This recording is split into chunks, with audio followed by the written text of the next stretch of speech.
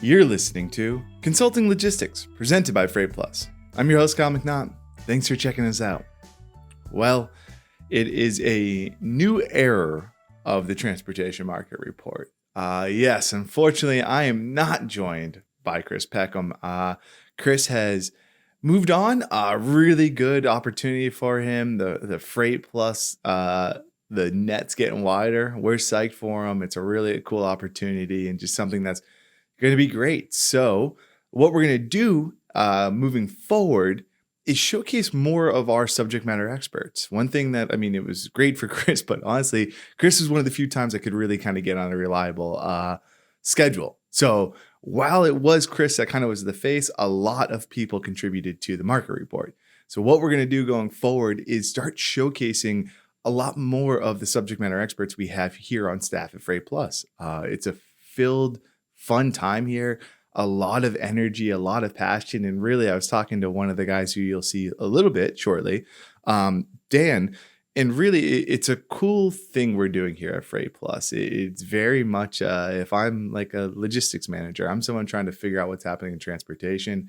Usually, especially in the small to mid-sized businesses, I'm on an island. I'm kind of living on my own.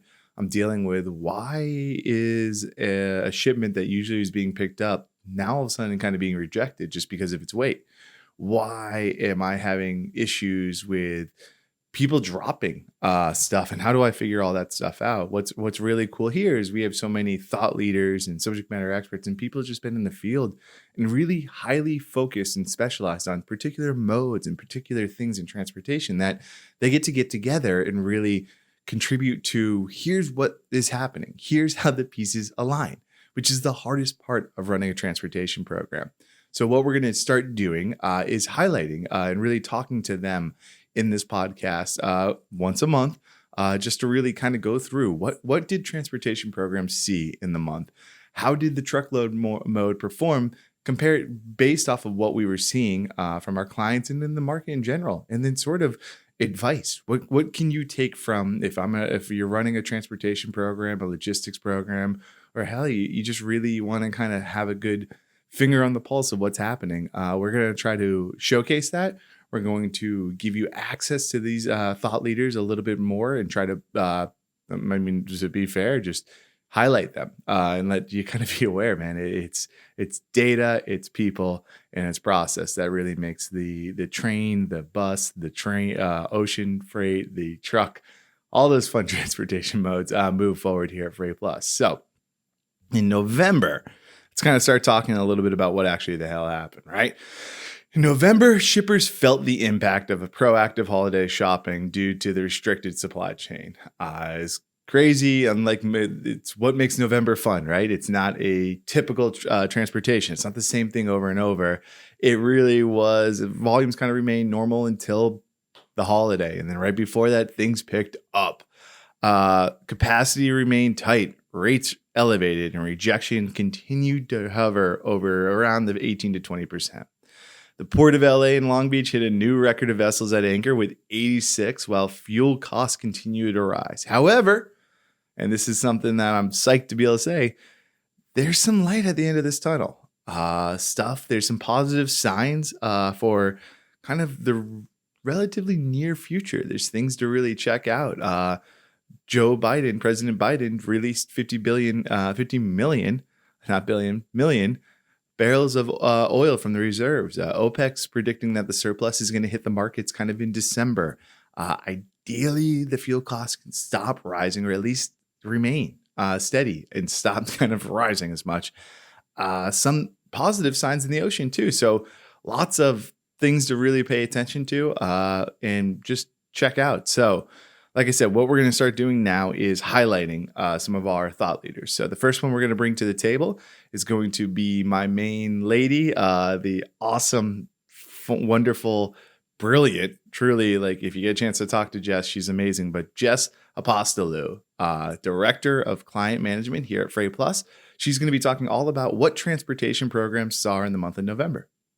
Hey, Jess, how's it going? It's good, Kyle. How are you? I'm doing as well as can be, but excited to talk to you, especially I think this is going to be a big pivot for what we're doing, market report. So it's going to be fun to kind of get your point of view because you have a really exciting thing. So for the audience, tell them a little bit about what you're doing here and kind of your background a little bit. Yeah, so I am the director of client management here at FreightPlus. So I'm responsible for just customer success. I help run the account management team and our planning team and our support team.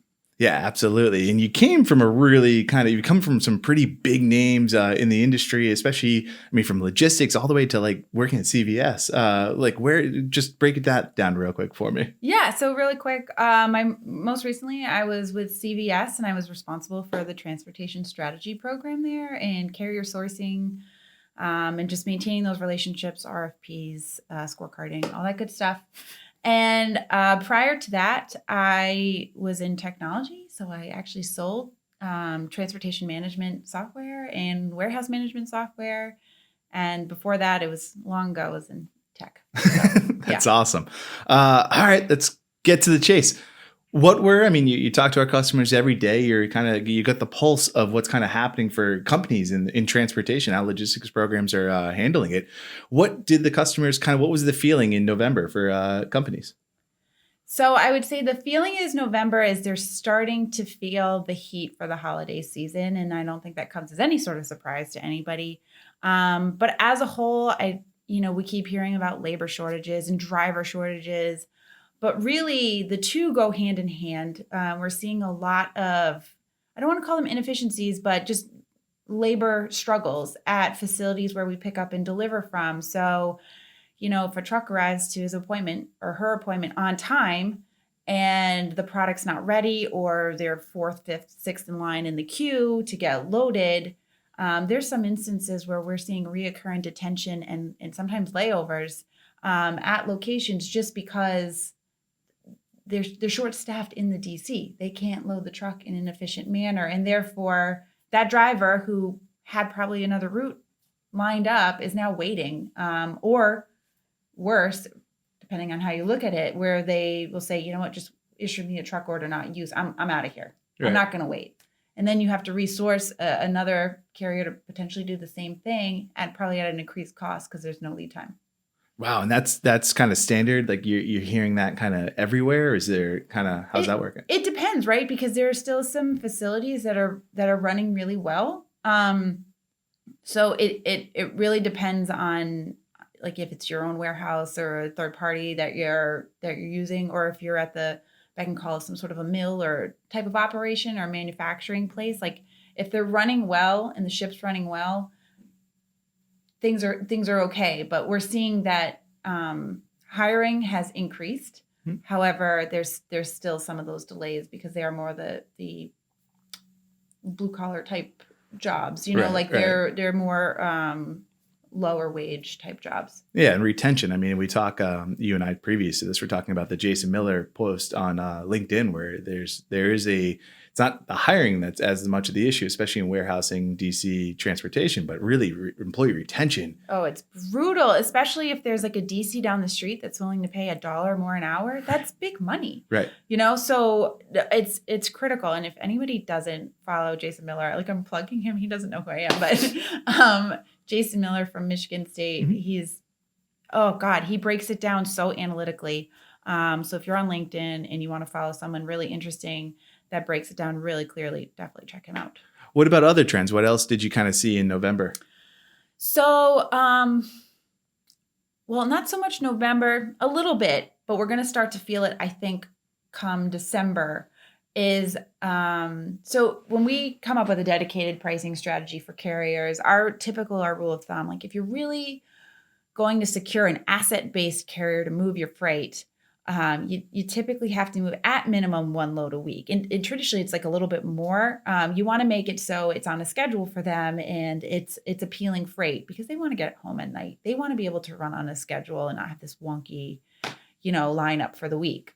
So the consistency is key. So for the customers who do have, that 1 to 2, 3 loads a week, whatever it is that they're moving at a regular cadence, well, we're finding that, traditionally we go to bid and we do it usually on a quarterly basis for our customers. So every 3 months we say to the carrier base, here's what we're looking at for the volume in these lanes, and they bid on it.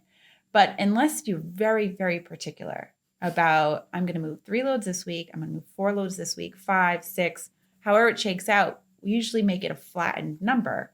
And I think that's really common because when people get forecasts or companies get forecast information, they sort of flatten it out. It's not so nuanced where it's broken down by week and units and so on and so forth. Right. So come the holiday season, so many of these carriers they're expected more of because there's more volume, especially with like DCs. A lot of times they'll close.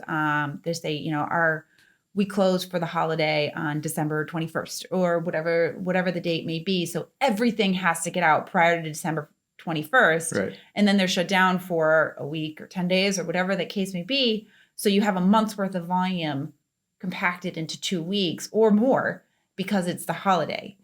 So depending on whatever the commodities are. So we are seeing that we're trying to fit a lot more volume into the whatever we dedicated to that carrier. We're asking more of them. Right. But I don't think that, our customers are the only ones doing this. I think it's pretty standard across the board. I know when I was at CVS, that was, it's the same thing. We have a holiday rush there too. Right. So yeah, I think there's definitely everybody's feeling an impact there. So we have the timeliness at DCs and the labor capacity, but we're asking more of drivers and they have the hours of service that they need to adhere to. So there's so many little components that tee them up for success.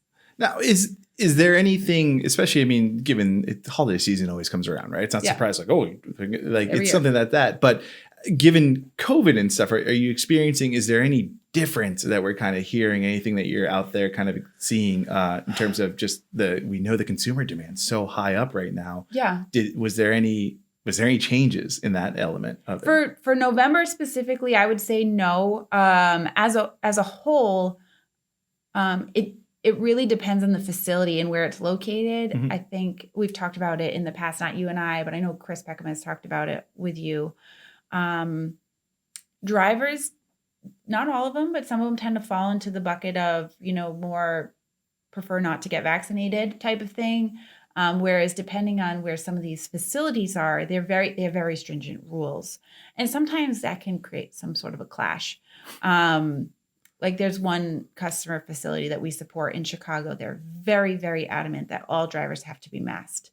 And it's been that way for months and months and months. So we, put on the BOO, we let them know in advance, but, you're just trying to set everybody up for success. So I would say I know one of the things we planned on talking about was the shipper of choice. Right.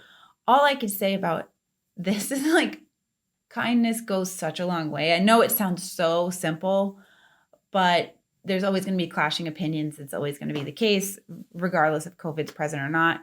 And the shipper of choice, I think, is really critical right now because drivers are scarce. Mm-hmm. Retention, right? It's the same thing with what we're seeing at the DCs.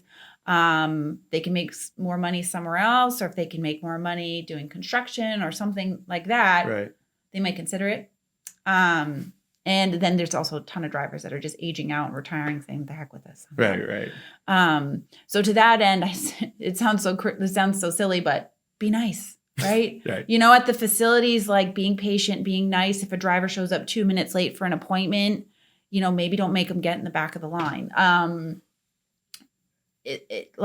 Having that little bit of a grace period, I think, goes a long way. Treating them like a human, allowing them to use a bathroom, clean facilities, maybe a waiting area where they can stretch their legs because they've been in the cab all day. Just there's all sorts of little things that they can do to just make it go a long way. But if there's very, very strict rules and it's somewhat harsh, carriers are going to catch on, and they talk. They talk between. It's just the ramifications about everything you've been talking about, right? They scorecard us. Yeah. They really do. They scorecard shippers. So and they talk probably more with each other than even a shipper. How often are you talking to company X, Y, and Z? There's so many carrier forums where they talk about it, but then there's also apps that they use where they basically, it's like a Google review. They can review the facility. Actually, they're on Google review where drivers will go on and say, "I absolutely hate delivering to this place." Right. So they're, depending on how vocal they are, they will put it out there. It's very interesting and definitely It's a really important insight. And we talk a lot about the shipper. Cost and interest, though. Everything, right. So it's just vital. Lastly, I know we're kind of starting to try to wrap up. What's kind of one last trend or something you kind of looking at and kind of preparing yourself for, kind of advice? I know one big thing we keep talking about, shipment preparedness and kind of that shipment profile. Yeah. What are you hearing kind of when it comes to the sort of capacity and stuff like that? So for capacity, I mean, we've seen the rejection rate stay pretty flat, which we're taking as a positive right now. We know fuel prices. I don't know about you folks, but I drove by the gas pump today and the station right near my house had decreased 5 cents. I think you heard that the Biden administration is releasing some additional resources. And so that is a positive. Hopefully the rejection rates stay flat or decrease would be optimal, but I don't know that will happen. But all I could say in terms of advice is be transparent and be communicative. Just let your carriers know, here's what we're expecting. Here's what's coming down the pike. We have this many orders, which equates to this many trucks. If you can get ahead of that, like everybody's going to be better for it, especially if there's a level of flexibility in terms of, ship dates. Right? Work with your provider to come up with a solution if that is at all possible. Like if, for instance, we tell this to customers all the time. If you have a next day delivery, but you pick it up on a Friday and it's supposed to deliver on a Monday and it's a 500-mile haul, like try not to, right? Try to try to ship it, like try to have it deliver any day but Monday, basically. So because the driver is just sitting on it over the weekend, you're going to pay more for it. He's not moving freight or she's not moving freight. And it's just anything you could do to make it a more symbiotic relationship is going to bode well for everybody. Awesome. Yeah. I mean, tons of great advice and stuff like that. And I mean, I know you're so bogged down with work. It's so much fun to kind of be working in the environment right now because there's always problems, always solutions, always challenges that you're trying to do. Yeah. But if someone wants to get in contact with you, what's the best place? Just LinkedIn? Oh yeah, LinkedIn's fine. Cool. I mean, my email's fine. I'm Jay Apostolou. It's very easy to spell. Yeah, I know. I'm like, you feel like you have to put up text. So it works with you. I'm always like trying to figure. I'm like, hi, is the O silent here? Or where is it? No, there's but a couple. we'll include all in show notes and stuff like that. Cool. But yeah, definitely easy way to contact you and definitely reach out to you. I mean, connect with you on LinkedIn, right? Yeah. As much as you're hoping to be a little more active on some of the communities and forums and stuff right now, it's still a good place to kind of start. Yeah, absolutely. And honestly, no question is a stupid question. Right. Seriously, be curious and ask the question. Absolutely. All right, Jess, thanks for joining me today. You're welcome. Thanks, Kyle. Thank you, Jess. That was an awesome conversation. And again, the market report summarizes that type of stuff. So you can go to freightplus.io-nov-market-report to download the full report and really kind of see the entire transportation market. Freightplus.io, where all our resources are. But yeah, definitely go check it out. It's very interesting. Really getting to talk to Jess before we even recorded that. It's fascinating to me, just the ways that everything's kind of happening and stuff you just need to pay attention to. And one of the things and one of the kind of the main modes, at least for us and for kind of a lot of domestic shippers, is what's truckload. So we're going to have Dan Burke, Senior Manager for Carrier Operations here at FreightPlus. We kind of specialize in the truckload market. He's going to join the show and kind of talk about what happened in the truckload market in the month of November. Hey, Dan, thanks for joining me today. Thanks, Kyle, for having me. For the audience, just give a quick overview about what you do here at FreightPlus. Yeah, so I'm the Senior Manager of Carrier Operations. I focus heavily in the truckload space. And I keep my ear to the ground on all things market related. Absolutely. So for this market, I mean, let's jump into it. What happened in the month of November for truckload? So it was surprisingly, a fairly typical November in that, the volumes stayed relatively flat week to week. And then there was a big spike towards Thanksgiving week. And that's fairly typical. November is one of those weird months where, as opposed to the traditional months where, you have a really slow first week and then it sort of builds as the month goes on. And then the end of the month is crazy. Like the first 3 weeks are relatively flat. And then as you get into Thanksgiving, it's kind of just mayhem as we try and get all sorts of food and bev and retail. I mean, it's just a crazy month in general. It's one of the most exciting months to be in this industry. That's awesome. What about rejection rates? Did those kind of stay normal? What were we seeing sort of in the rejection index? So rejection rates stayed around 19 to 20%. I mean, nothing crazy. It's kind of weird to think that that's a normal rejection rate at this point in time, but I mean, we're going to start to see them hopefully drop going into, late Q4, early Q1. Like that's when we typically see rejection rates start to drop. Based off what we're seeing right now, I think there's a good chance of that happening. Yeah, interesting. What about cost per mile? What did we see kind of in the CPM? So it was kind of an interesting market. Now that we have all of the data out from September to October was actually flat when you back out fuel. There was a giant jump in fuel. October into November, we're seeing some spikes. A lot of that, a lot of what we were seeing early November was actually rates remaining flat.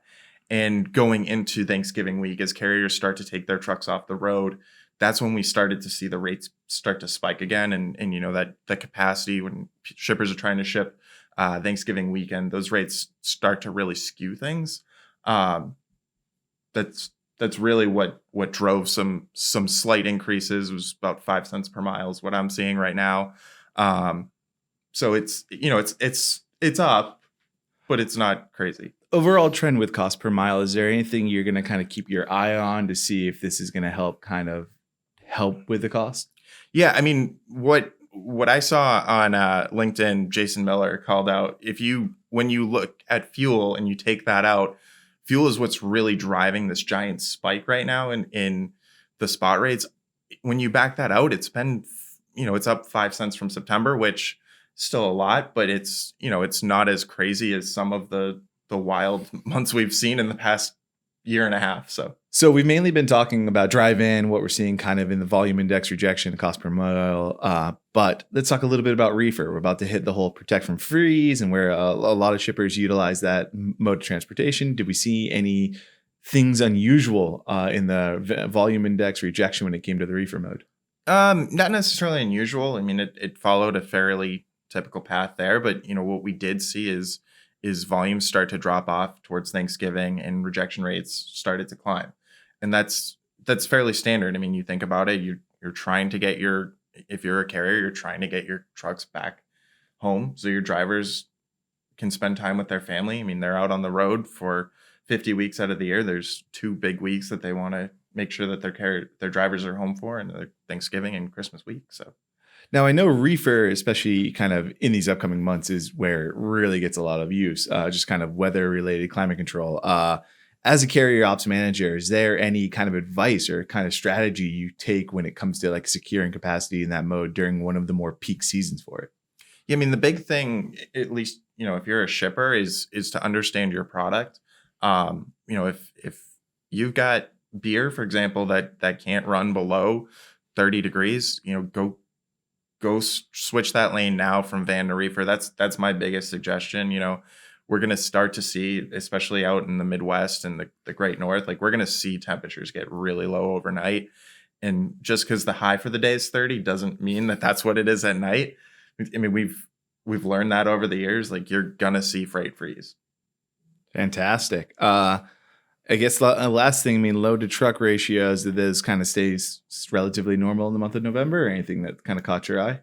I mean, they've started to peter off as we've gotten later in the month. But that kind of has to do a little bit with the volume that we talked about, right. Is it stayed flat.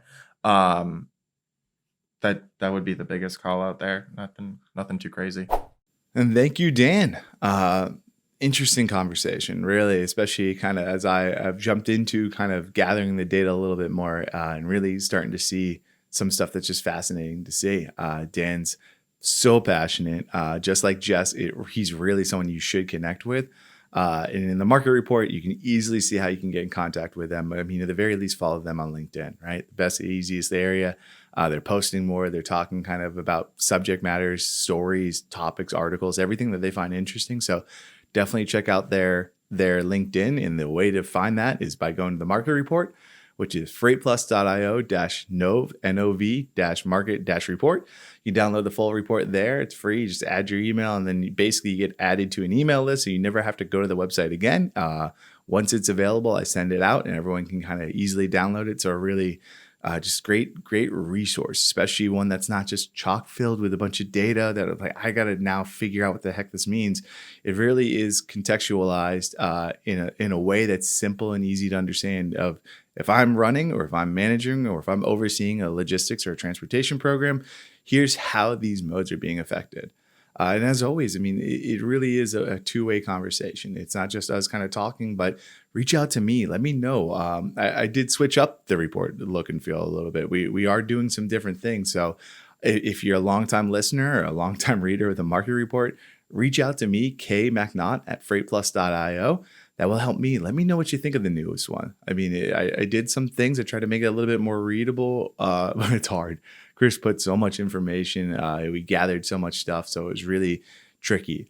Let me know if you like this new format of the podcast with me kind of bringing on segments, because there's other subject matter experts that added to this report. I mean, there's Jill Clifford, Steve Aborn, Chris Gula with LTL. I just didn't have a chance. I mean, of course, this was filmed over Thanksgiving, so a really fun time to try to gather people. Hey, what are you doing? Well, I'm going to cook a mean turkey, but sure, I'll sit down with you in the hardest period of like when I got a bunch of work to do.